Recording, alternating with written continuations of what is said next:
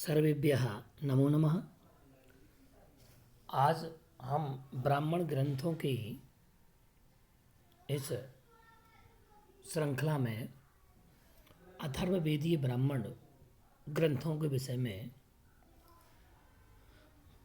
परिचर्चा करेंगे और अथर्ववेद के ब्राह्मण ग्रंथों के विषय में हम जानेंगे समझेंगे। हमने वैदिक साहित्य को जाना समझा, उनकी संहिताओं को समझा। ऋग्वेद संहिता, यजुर्वेद संहिता, अथर्ववेद संहिता और सामवेद संहिता। ऋग, यजुर, साम, अथर्व ये क्रम है, इनको हमने जाना। त्रय भी कहा जाता है इन्हें, वेद त्रय भी कहा जाता है। इनका प्रतिपाद्य विषय ज्ञान, कर्म और उपासना है। हम सर्वप्रथम अथर्ववेद संहिता को जानेंगे और समझेंगे कि अथर्ववेद संहिता जो है, यह अथर्ववेद संहिता क्या है। क्योंकि ब्राह्मणों को समझने के पहले हमें अथर्ववेद को जान लेना अनिवार्य है कि अथर्ववेद क्या है। देखिए, अथर्ववेद का जो अर्थ है वह अथर्वों का वेद है। अभिचार मंत्रों के ज्ञानी अथर्वन ऋषि के नाम पर इस वेद का नाम अथर्ववेद पड़ा। इसके अतिरिक्त अथर्ववेद को अथर्वांगिरस वेद, अंगिरस वेद, भृगवंगिरा वेद, ब्रह्मवेद, छत्रवेद, वैशज्य वेद, छंदोवेद और महीवेद के नाम से भी जाना जाता है। इसके पीछे भी कारण है कि जो ये नाम हम आपको बता रहे हैं, इनके नाम करण का आधार क्या है, हम आगे क्रम में आपको बताएंगे और इसको आपको ध्यान रखना है। अथर्ववेद का जो ऋत्विक होता है वह है ब्रह्म, देवता सोम और आचार्य सुमंतु हैं। इसकी सौनक शाखा में 20 कांड, 730 सूक्त एवं 5987 मंत्र हैं। इसमें देवताओं की स्तुति के साथ साथ चिकित्सा विज्ञान, दर्शन और जीवन को सुखमय बनाने के लिए आवश्यक साधनों की सिद्धि के लिए विविध अनुष्ठानों का विधान, भूगोल, खगोल, वनस्पति विद्या, शांति कर्म, पौष्टिक कर्म का अभिचारात्मक सूक्तों में वर्णन किया गया है। अथर्ववेद संहिता के प्रारंभिक 13 कांडों में जरण मरण, उच्चाटन का, 14वें में विवाह का, 18वें में श्राद्ध का, 19वें में राष्ट्रवृद्धि एवं अध्यात्म का तथा 20वें में सोमयाग व इंद्र स्तुति का वर्णन मंत्रों में मिलता है। अथर्ववेद की शाखाएं जो हैं, ये चरणव्यूह ग्रंथ के अनुसार अथर्ववेद संहिता को 9 शाखाएं हैं। पिपलाद, मोद, स्तोद, सौनकीय, जलद, जाजल, ब्रह्मवेद, देवदर्श तथा चारणवैद्य। वर्तमान में केवल सौनक शाखा और पिपलाद शाखा ही प्राप्त है। सौनक शाखा में 20 कांड, 730 सूक्त, 5987 मंत्र। पृथ्वी सूक्त इस वेद का अति महत्वपूर्ण सूक्त है और इस कारण इसे महीवेद कहा जाता है।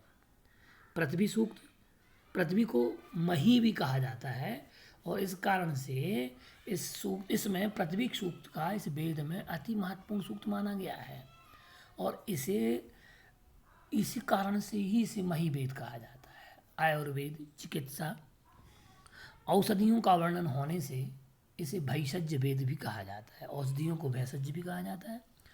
ब्रह्म का विषय होने के कारण इसे ब्रह्मवेद कहा जाता है। इसके अतिरिक्त भी जो हमने नाम बताए थे, जो नाम आपके इसमें ऋग्वेद में आए हैं कि ऋग्वेदों के नाम कौन कौन से हैं, तो इसमें देखिए अथर्वांगिरस, जो अथर्वन ऋषि का अंगिरस था, इसलिए इस वेद का नाम अथर्व अंगिरस वेद हो गया। अंगिरस, अंगिरा ऋषि आदि ऋषियों के माध्यम से इसमें हुआ। छंदों का जिसमें वर्णन था, इस कारण से इसका नाम छंदोवेद, इसके रीजन है, कारण है। अथर्ववेद के उपवेद एवं प्रमुख सूक्त कौन कौन से हैं? अथर्ववेद के उपवेद जो हैं, ये पूछा जाता है कई बार। सर्ववेद, पिशाच वेद, असुर वेद, इतिहास वेद और पुराण वेद आदि माने जाते हैं। अब हम इसको संक्षिप्त विषय वस्तु हम आपको बताते हैं कि संक्षिप्त विषय वस्तु क्या है। अथर्ववेद की विषय वस्तु का प्रतिपादन करने वाले प्रमुख सूक्त जो हैं वह हैं भैषज सूक्त, आयुष सूक्त, पौष्टिक सूक्त, श्रृंगार सूक्त, प्रायश्चित सूक्त, स्त्री कर्म सूक्त, याज्ञिक सूक्त, राजकर्म सूक्त, कुंताप सूक्त, अभिचार सूक्त, दार्शनिक सूक्त, प्रसाद सूक्त, सौमनास सूक्त आदि। अथर्ववेद के उपरोक्त सूक्तों में रोगोत्पत्ति, लक्षण एवं उसके उपशमन का उपाय, उपशमन संबंधी मंत्र, दीर्घायु होने के मंत्र, अनिष्ट के निवारण करने वाले मंत्र, अभिचार मंत्र, भय मुक्ति किस प्रकार से हो ये भी बात बताई गई है, अपराध निवारण, गृहस्थ आश्रम के नियमों, प्रेमानुरागित औषधियाँ, राजकार्य एवं शत्रु विजय, सोमयाग आदि विविध यज्ञों एवं विविध अभिचार मंत्रों विधियों का वर्णन वर्णित है। इसके अतिरिक्त भूगोल, खगोल, वनस्पति, पर्यावरण विद्या, शांति कर्म, पौष्टिक कर्म, तंत्र कर्म एवं लोकोपकारक विषयों का निरूपण अथर्ववेद में किया गया है। अब हम बात कर लें ब्राह्मण ग्रंथों की।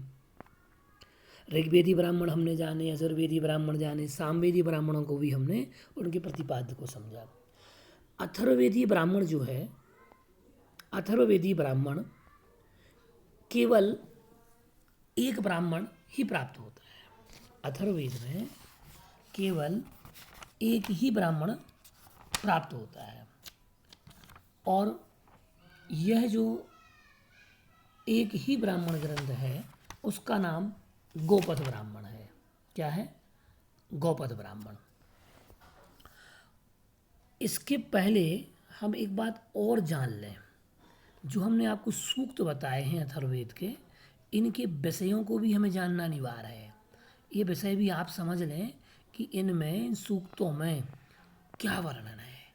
जैसे भैषज सूक्त हमने कहा कि भैषज सूक्त क्या है, इसमें स्वास्थ्य एवं दीर्घ जीवन संबंधी प्रार्थनाओं का वर्णन है। इनका प्रयोग पारिवारिक उत्सवों के अवसर पर होता है। मुंडन संस्कार, उपनयन संस्कार आदि अवसरों पर इनमें 100 वर्ष पर्यंत जीने के लिए और अनेक प्रकार के रोगों से मुक्ति पाने के लिए प्रार्थना की गई है। इसलिए इसे आयुष सूक्त कहा जाता है। भैषज सूक्त भी इसी से संबंधित है। आयुष सूक्त और भैषज सूक्त थोड़े मंत्रों में अंतर मात्र है, लेकिन विषय का प्रतिपादन की दृष्टि से दोनों सूक्तों में भैषज और आयुष में ये वर्णन किया गया। तो हम यहाँ भैषज सूक्त की बात कर रहे थे। इसमें रोगों के लक्षण, निदान एवं जड़ी बूटियाँ इत्यादि का 144 सूक्तों में विवेचन किया गया है। आयुष सूक्त हम आपको बता चुके हैं। इसमें स्वास्थ्य एवं दीर्घ जीवन संबंधी प्रार्थनाओं का वर्णन है। इनका प्रयोग पारिवारिक उत्सवों के अवसर पर होता है। मुंडन संस्कार है, षोडश संस्कार है, उपनयन आदि इन पर किया गया। इनमें 100 वर्ष पर्यंत जीने के लिए, अनेक प्रकार के रोगों से मुक्ति पाने के लिए प्रार्थना की गई है, आयुष्य की कामना की गई है। इसलिए इसका नाम आयुष सूक्त पड़ा। पौष्टिक सूक्त जो हम आपको बता रहे हैं, पौष्टिक सूक्त। तो पौष्टिक सूक्त जो है, इस पौष्टिक सूक्त में श्रमिक, कृषक, व्यापारिक, चरवाह, यहाँ तक कि द्यूत क्रीड़ा में विजय प्राप्त करने की प्रार्थनाएं की गई हैं।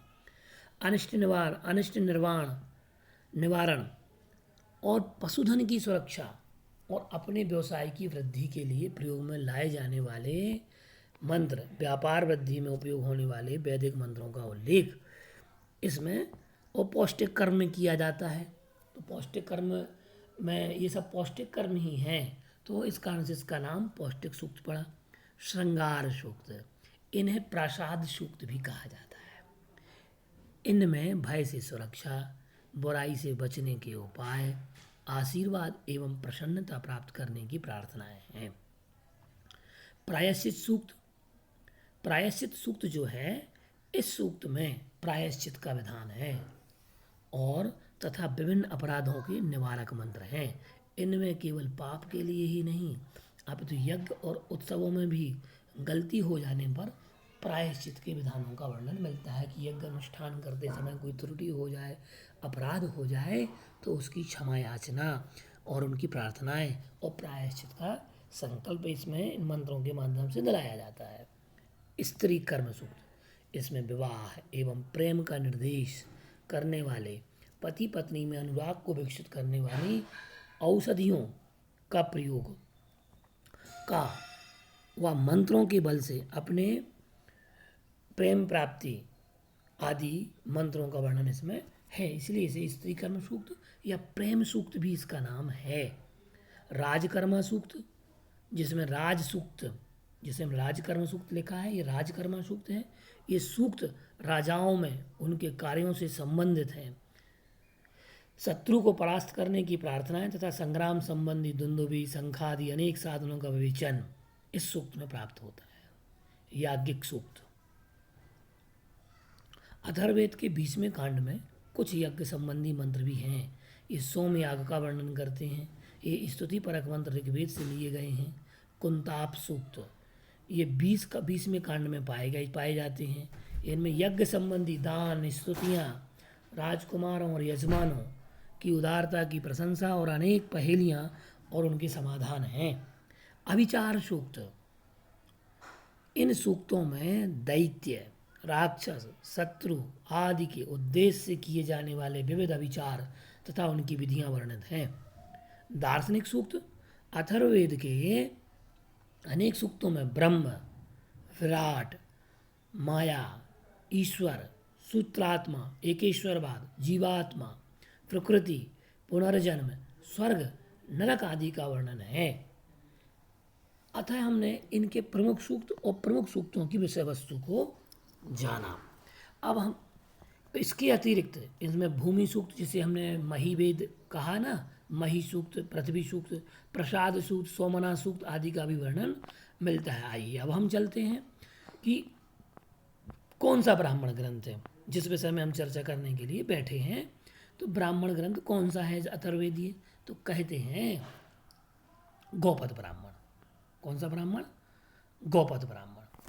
इसका जो मुख्य है ब्राह्मण अथर्ववेद का, हमने अथर्ववेद के बारे में जान लिया। अब अथर्ववेदी ब्राह्मण ग्रंथ है, तो अथर्ववेदी ब्राह्मण ग्रंथ जो है उस ब्राह्मण ग्रंथ में केवल एक ही ब्राह्मण ग्रंथ प्राप्त होता है और वह है गौपद ब्राह्मण। गौपद ब्राह्मण जो है वह गौपद ब्राह्मण 2 शाखाओं में विभक्त है, पूर्व गौपद और उत्तर गौपद। तो पूर्व गौपद और उत्तर गौपद इन 2 भागों में विभक्त है। महर्षि गौपद प्रणीत गौपद ब्राह्मण अथर्ववेद का एकमात्र ब्राह्मण ग्रंथ है। अब इससे स्पष्ट हो गया कि गौपद ऋषि महर्षि के नाम पर इसका नाम रखा गया है। तो इसके महर्षि कौन थे? गौपद। यह पूर्व गौपद और उत्तर गौपद 2 भागों में विभक्त है, जिसके पूर्व भाग में 5 प्रपाठक और उत्तर भाग में 6 प्रपाठक, दोनों में कुल 258 कंडिकाएँ हैं।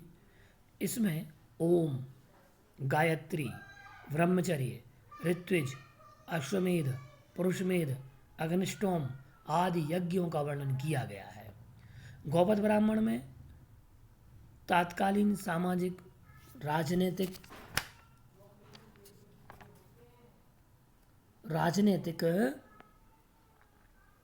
धार्मिक, ऐतिहासिक आदि सभी प्रकार की मान्यताओं का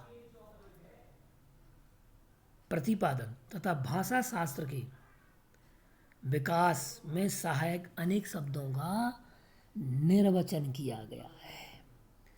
तो जो गौपद है पूर्व गौपद में 5 अध्याय हैं। पूर्व गौपद में 5 अध्याय हैं, जिसमें ओंकार का वर्णन है, ब्रह्मचर्य का वर्णन है, कर्तव्य का, ब्रह्मचर्य के क्या क्या कर्तव्य होते हैं उनका वर्णन है, ऋतुजों के कार्यों का वर्णन है, संवत्सर, सत्र, पुरुषमेध, अश्वमेध, अग्निहोत्र आदि प्रसिद्ध यज्ञों का वर्णन मिलता है। उत्तर गौपद जो है इसमें 6 अध्याय हैं, विभिन्न यज्ञों का और आख्यायिकाओं का वर्णन मिलता है। तो हमने आज ये जाना है कि गौपद ब्राह्मण में तात्कालीन राजनीतिक, सामाजिक, आर्थिक, ऐतिहासिक आदि बहुत सारी मान्यताओं का वर्णन इसमें मिलता है। तो अथर्ववेद में शब्दों की निर्भाषा शास्त्र की दृष्टि से भी बहुत अच्छा वर्णन मिलता है। आप इसको अवश्य पढ़ें, जानें, समझें। तो आज हमने जाना है गौपद ब्राह्मण, अथर्ववेदी ब्राह्मण है जो, और अथर्ववेद के विषय में भी हमने विषय वस्तु को काफ़ी अच्छे तरीके से जान लिया होगा। नमस्कार साथियों, मैं आशा करता हूँ कि आप इस विषय को बहुत अच्छे से इसका अध्ययन करेंगे, पारायण करेंगे, जानेंगे, समझेंगे। मैं आपके उज्जवल भविष्य की कामना करता हूँ।